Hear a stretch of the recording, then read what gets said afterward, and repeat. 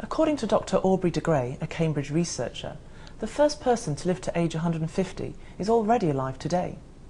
The prospect of living much longer brings new challenges, as the number of years we may spend in retirement is set to dramatically increase.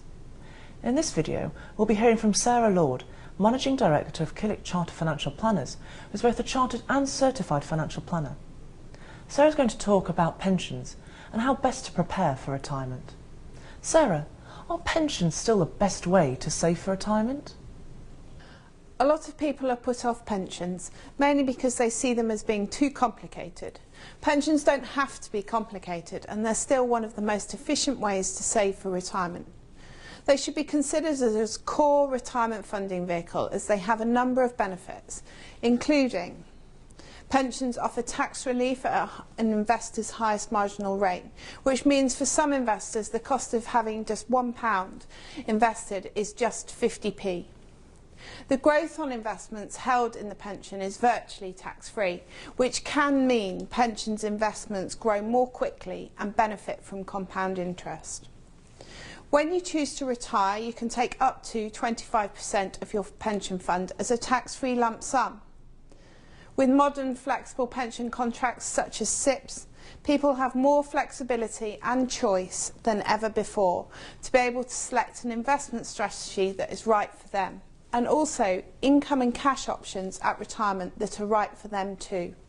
Your last point there talked about SIPPs. What is a SIPP? The acronym SIPP stands for Self-Invested Personal Pension. The key advantage of a SIPP over other personal pensions is the wide range of investment choice they can provide.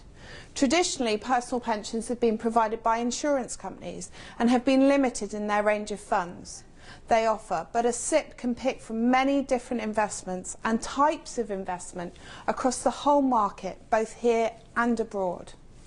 A SIPP can invest in any of the following: cash, UK and foreign equities, gilts, corporate bonds, unit trusts, investment trusts, hedge funds, commercial property, futures and options, even gold. So in the majority of circumstances, you have the flexibility to hold the same investments in your SIPP that you hold in your main investment account. How do SIPPs work when people reach retirement? Again, SIPPs offer lots of flexibility and choice.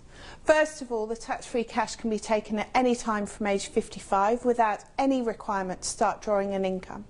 From there, SIPPs offer various options regarding how pension income can be taken. Historically, people used to buy an annuity, which was guaranteed for life, but today there's no requirement to buy an annuity, even at age 75. Therefore, many people are now using income drawdown to provide their income in retirement. Income drawdown is where the SIPP funds stay invested and the income is drawn from the fund. At retirement is a really good time to engage with a Killik Chartered Financial Planner, an expert in all the available choices who can help you choose which option, or indeed which combination of options, are best for you and your personal circumstances. What's the maximum amount that can be paid into a SIPP? The maximum which can be paid into a pension in the current tax year and benefit from tax relief is £50,000 gross. This is known as the annual allowance.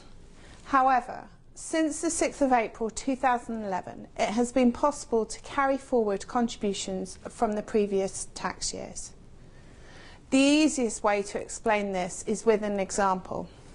If you paid £35,000 in tax year 2008-2009 into a pension, £60,000 in 2009-10, and then £15,000 in 2010-11, you will be able to carry forward a total of £50,000 and contribute up to £100,000 into your pension. The carry forward is made up of the extra £15,000 from 08-09 and £35,000 from 2010-11. Note that the £10,000 over the allowance in the 9-10 tax year doesn't actually count against you.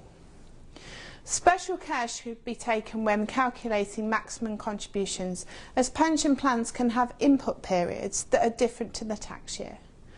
Also, it's important to note that you cannot pay a gross contribution of greater than 100% of your earned income in any one tax year. Is there a maximum amount that someone can save into a pension? The lifetime allowance is the total pension fund someone can accumulate over their lifetime. From the 6th of April 2012, the maximum that can be saved into a pension will reduce from 1.8 million to 1.5 million. What other approaches are clients using to fund retirement, and how can you tell if you have enough? Pensions aren't the only vehicle clients can use to plan for retirement. ISAs are also very tax efficient, and increasingly people consider the equity in their homes or investment properties as a retirement resource. The most important thing is to ensure that you're maximising the tax reliefs and allowances available to you from the various investment wrappers that are available. I would always recommend making pension contributions to benefit from the tax relief. Also, I'm often asked, how much do I need in my pension fund to retire? There's no magic number. It varies for everybody. It depends on the lifestyle you personally want to live in retirement. The most important thing is to make sure that you plan for retirement and are saving on a regular basis. SIPPs allow individuals to take greater control of their retirement planning. They provide freedom of choice to make investment decisions and flexibility to decide how to take retirement benefits. The Killik & Co SIPP is a full SIPP, allowing you complete investment flexibility and choice, which means you're able to invest in the majority of allowable investments rather than be restricted to in-house funds. It is, put quite simply, a personal tax wrapper which sits around your investments. In this video, Sarah has talked to us about pensions and specifically SIPPs. If you want to discuss your retirement planning in more detail, please contact your broker. Or, if you're new to Killik & Co, please contact us at the details to follow.